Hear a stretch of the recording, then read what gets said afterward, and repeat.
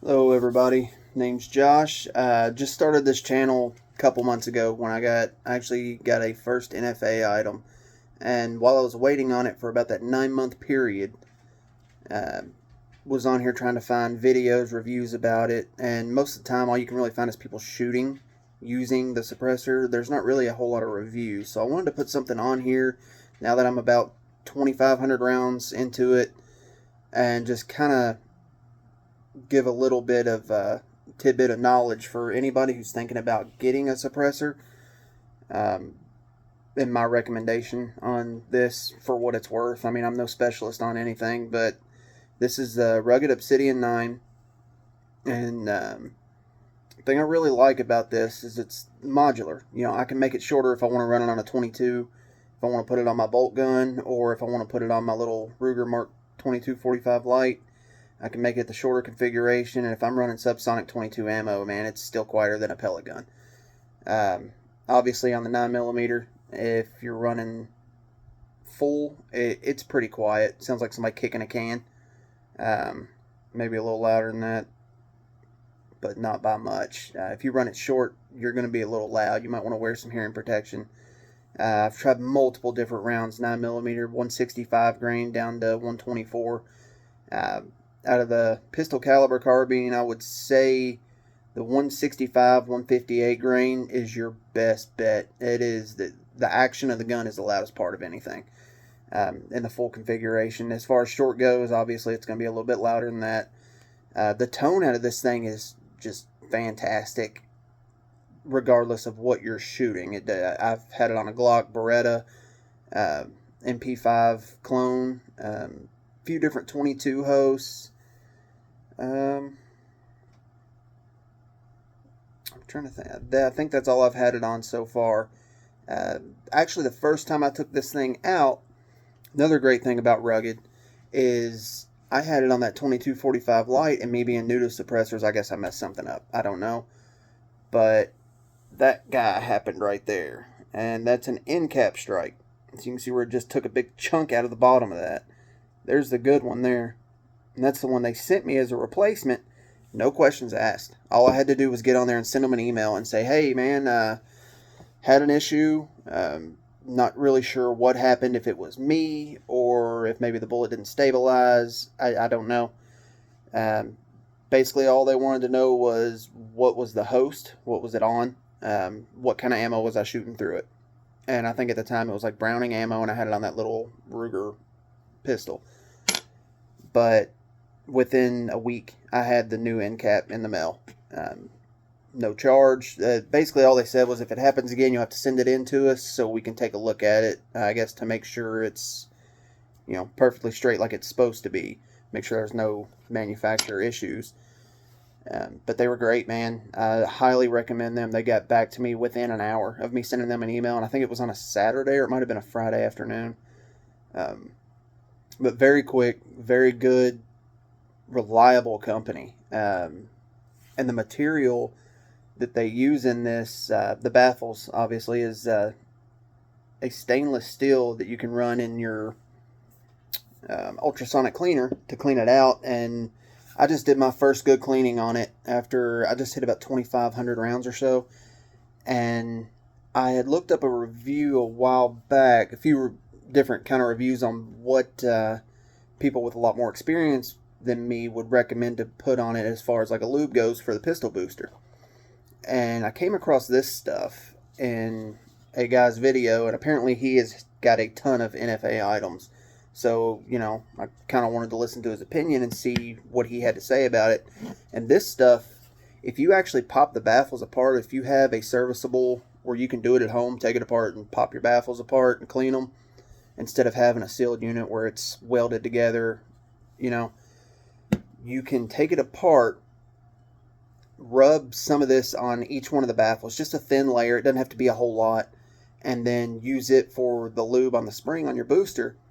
And then when you go to clean this thing, I did this between 500 and 1,000 rounds. I went ahead and took it all apart, and I got some of this in and put it on everything. And, I kind of rubbed them down, got all the loose stuff off of it, all the residue, the lead and everything. and then rubbed a layer of this between all those baffles and put it back together. And we're talking 1,500 more rounds later.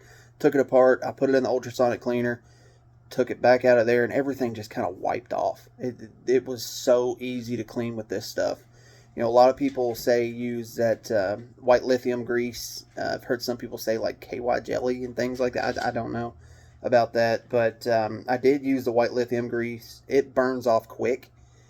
This stuff does not burn off. It's very high heat tolerance. I highly recommend it. I got it from, they have it on Amazon. It's like $16 for this bottle, but this bottle is going to last you a long time unless you've got, you know, a ton of suppressors you're using it with. But that's just something that I thought might be helpful for anybody else who's getting into this kind of game. And the Rugged, I would highly recommend for a first suppressor, unless you're looking for something that's going to be dedicated. If you want to put it on like an AR and leave it on there, if you're looking for like a 223 can, or, you know, even a 30 millimeter can, or if you just want a dedicated 9 millimeter can, if you want to throw this on like a PCC or something like that with like a 3-lug, I would recommend this. Honestly, for that, yeah. I've got the 3-lug mount and I run it on my little MP5 clone and it does fantastic. But I wanted something with a little bit more of a, I guess, array of usage. I could put it on 22. I'd like to get a 300 blackout and get something going with that. And this is rated for 350 Legend, 300 blackout, 22, 38, 9 millimeter, bunch of different calibers. So I mean, it's fun to play with. You know, I felt like it would be a good option for a first suppressor, and it definitely is. I absolutely love it. I take it out every time I go shoot. I'll put it on one of my pistols, shoot for a little while. I might throw it on the 22 and shoot a couple hundred rounds out of that, and I don't have to worry about ear protection with the 22, and really with the 9 I don't either in the full configuration. But to be safe, you know, if I'm going to be running more than a mag or something out of a pistol, I'll probably go ahead and throw it on. That's really all I've got, man. I wanted to put this video on here because I highly recommend this if somebody's looking for a first suppressor.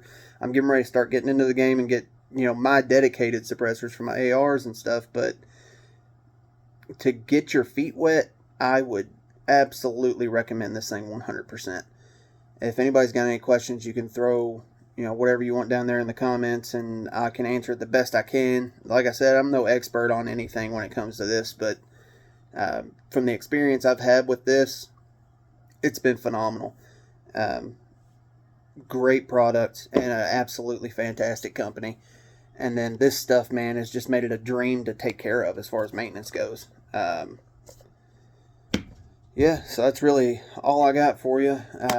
Another thing, if you're going to get one, I highly recommend get one of the concentricity rods, like the suppressor alignment rods. You can get them from like Geisley and I think Griffin Armament, or I don't know. There's a few different companies, big name companies out there. Or there is a, if you get on Reddit and look up suppressor alignment rods, there's a like manufacturing steel company that you can order. That's where I got mine from, and they're about half the price, which, you know, I've seen a lot of comments on there, hit and miss. Theirs was a little bit crooked when they got it. I ordered one that would work for a 22 and one that worked for a 9 millimeter, and they're both perfectly straight, and they're supposed to be like hardness treated and straight toleranced. So it comes in like a big tube and like wrapped. So, I mean, I don't think there's a chance it could really get bent unless it was severely abused in shipping. But that's an option. And they're, like I said, half price. Normally, those rods are going to run you about $100 or more a piece from what I've been able to find. But on there, I think it was like $45 for one. I got two for the cost of what you can get one from an actual company. And like I said, they both work great. That will prevent this from happening. Also, make sure it's tight when you put it on. I'm pretty sure that was my bad. Either that or the bullet just didn't stabilize or something, but luckily no baffle strikes. It was just that little end cap strike, and Rugged took care of me. So I'm going to be posting, I don't know, more reviews eventually. Might do some pistol reviews, rifle reviews. If y'all want to check back in, That's just my little input as far as if you're looking for a first suppressor, man, it's a great way to go. Take it or leave it. That's basically my review on it. If you got any questions, let me know, man.